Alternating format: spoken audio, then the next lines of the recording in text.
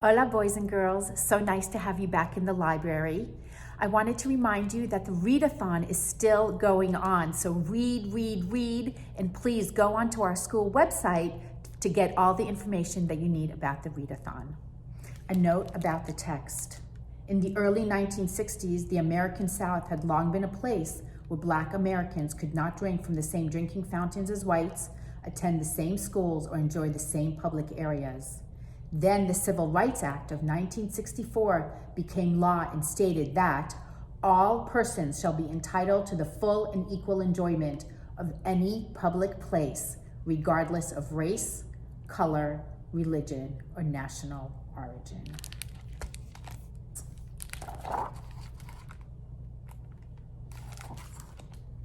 John Henry Waddle is my best friend. His mama works for my mama. Her name is Annie Mae.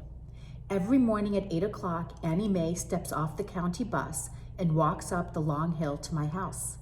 If it's summer, John Henry is stepping it right beside her because he doesn't have school. We like to help Annie Mae. We shell butter beans, we sweep the front porch, we let the cats in, then chase the cats out of the house until Annie Mae finally says, "Shoo, enough of you two, go play." We shoot marbles in the dirt and we're too hot to be alive. Then we yell, "Last one in is a rotten egg," and run straight for Fiddler's Creek.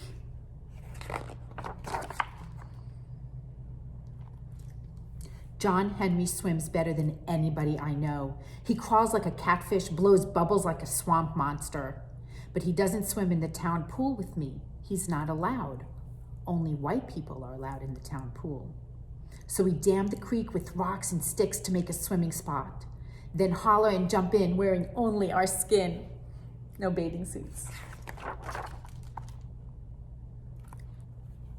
John Henry's skin is the color of browned butter. He smells like pine needles after a good rain. My skin is the color of pale moths that dance around the porch light at night. John Henry says I smell like a just washed sock. "This means war," I shout. We churn that water into a white hurricane and laugh until our sides hurt. Then we float on our backs and spout like whales. "I'm gonna be a fireman when I grow up," I say. "Me too," says John Henry.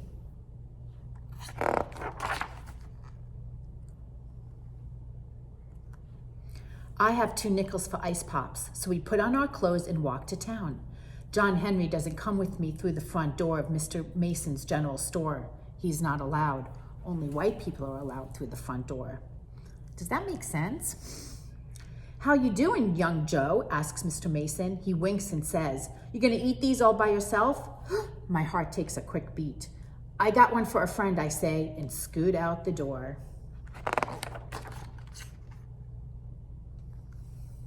Annie Mae makes dinner for my family every night. She creams the corn and rolls the biscuits.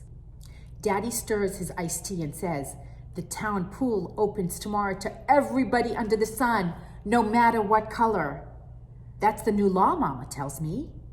She helps my plate with peas and says, "It's the way it's going to be now. Everybody together. Doesn't that make sense?" Lunch counters, restrooms, drinking fountains too.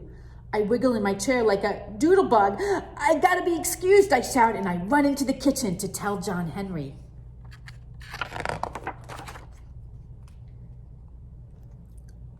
"I'm gonna swim in the town pool," he hollers. "Is it deep?" "Real deep," I tell him, "and the water's so clear, you can jump into the bottom and open your eyes and still see." "Let's be the first ones there," says John Henry. "I'll bring my good luck nickel," I say, "and we can die for it."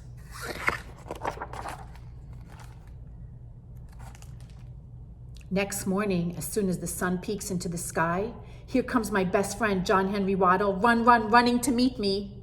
"Let's go," he yells. "I got my nickel," and I run right with him, all the way to the town swimming pool.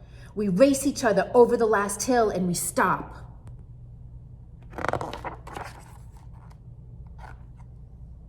County dump trucks are here. They grind and back up to the empty pool. Workers are steaming asphalt into the hole where sparkling clean water used to be. They're filling up the pool, so nobody can swim there because the new law says that Black people can swim there And many people don't want that. It is so sad for Joe and John Henry. It's so quiet now, we can hear the breeze whisper through the grass. We sit on the diving board and staring at the top of the silver ladder sticking up from the tar. My heart beats hard in my chest. John Henry's voice shakes. White folks don't want colored folks in their pools. You're wrong, John Henry, I say, but I know that he's right. Let's go back to Fiddler's Creek, I say. I didn't want to swim in this old pool anyway.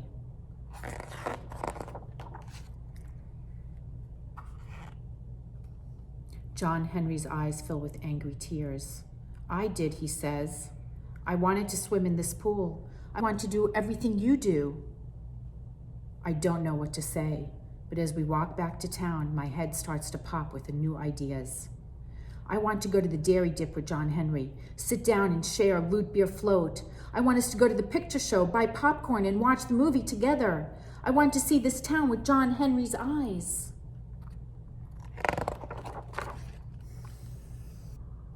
We stop in front of Mr. Mason's store. I jam my hands into my pockets while my mind searches for words to put with my new ideas. My fingers close around 2 nickels. Want to get an ice pop? John Henry wipes his eyes and takes a breath. I want to pick it out myself.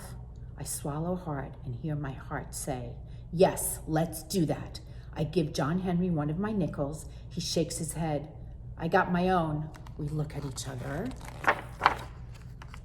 Then we walk through the front door together.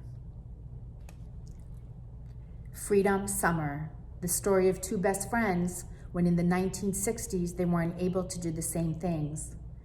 Then a law was passed to make that, called segregation, illegal. And I'm reading the story in honor of Black History Month. A note about the text.